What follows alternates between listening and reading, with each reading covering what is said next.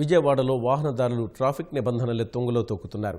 ప్రధాన ప్రాంతాల్లో ఉన్న షాపింగ్ మాల్స్కు సరైన పార్కింగ్ లేక రహదారులపైనే వాహనాలు ఉంచుతున్నారు. దీనిపై పోలీసులు ప్రశ్నిస్తే వారిపైనే విరుచుకుపడి దౌర్జన్యం చేస్తున్నారు. ఈ పరిస్థితుల్లో విజయవాడ నగరంలో ట్రాఫిక్ సమస్యపై డీసీపీ రాంప్రసాద్తో మా ప్రతినిధి ముఖాముఖి.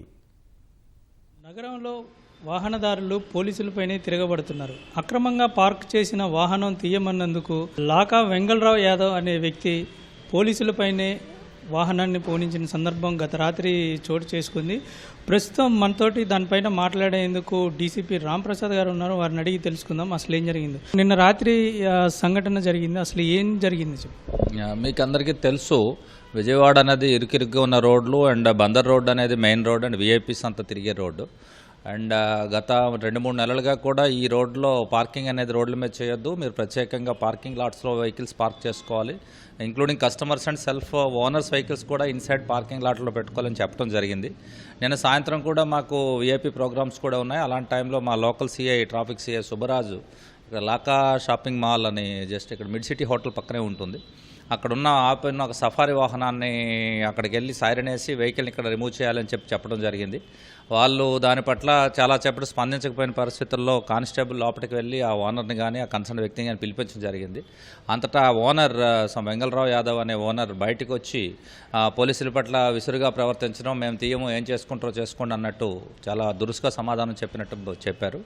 ఆ పరిస్థితుల్లో అక్కడే ఉన్న మా కొత్తగా టోయింగ్ మొబైల్స్ కూడా ఒక 2 రావడం జరిగింది. ఆ వెహికల్ని టోయింగ్ చేయించాలనే ఉద్దేశంతో టోయింగ్ని దానికి వెహికల్ని టైప్ చేస్తున్న పరిస్థితుల్లో ఆయన వచ్చి వెహికల్ని స్టార్ట్ చేసుకొని పోలీసు ఎంత వారిస్తున్నా వాళ్ళ పట్ల దురుసుగా ప్రవర్తించి వాళ్ళ విధులకు ఆటంకం కలిగిస్తూ వాహనాన్ని చాలా వేగంగా పోనించడం జరిగింది. దాంట్లో వెహికల్కి సంబంధించిన వీల్ క్లాంప్ మీద నుంచి తీసుకొని పోవడం కూడా జరిగింది. అది మన వీడియోలో కూడా మేము చూడటం జరిగింది. అలాంటి వ్యక్తి మీద మేము ఒక క్రిమినల్ కేసు ఫైల్ చేయడం జరిగింది. వీళ్ళు all the business establishment owners కూడా ఈ సందర్భంగా నేను చేసే అప్పీల్ ఏంటంటే, బందర్ రోడ్లో అది విజయవాడకున్న ఏకైక మంచి రోడ్డు, ఆ రోడ్లో కూడా వాహనాలను పూర్తిగా రోడ్డు మీద పెట్టడం వల్ల ప్రజలకు ఇబ్బంది కలగటమే కాకుండా పోలీసులకి వీవీఐపీ మూవ్మెంట్కి కూడా బాగా ఇబ్బంది జరుగుతూ ఉంది. ఈ విషయంలో పోలీసుతో సహకరించాలని చెప్పి కూడా మళ్ళొకసారి మేము విజ్ఞప్తి చేస్తూ ఉన్నాం. అక్రమ పార్కింగ్ల పైన మీరు ప్రత్యేకంగా ఏమైనా దృష్టి పెట్టడం జరిగింది?